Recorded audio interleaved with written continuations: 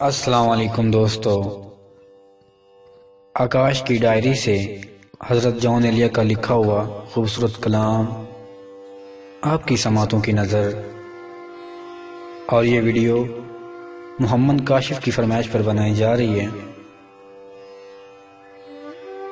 हालते हाल के सबब हालते हाल भी गई, शौक में कुछ नहीं गया, शौक की जिंदगी गई।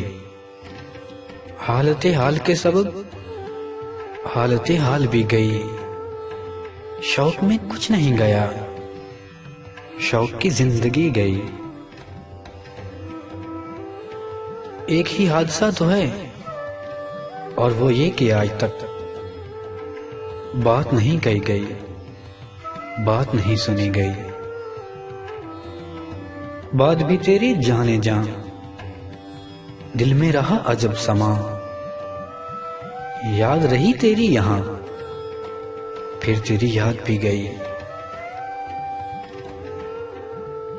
उसके बदन को दी नमूद हमने सुखन में, और फिर उसके बदन के वास्ते एक कबाबी सी गई। उसकी उम्मीद नाज का, उसकी उम्मीद नाज का हमसे ये मान था कि आप उम्र गुजार दीजिए। उम्र गुजार दी गई। उसके विसाल के लिए, अपने कमाल के लिए, उसके विसाल के लिए, अपने कमाल के लिए हालत दिल थी खराब और खराब की गई। तेरा फिराक जाने जा ऐश था क्या मेरे लिए, यानी तेरे फिराक में खूब शराब पी गई। उसकी गली से उठ के मैं आन पड़ा था अपने घर।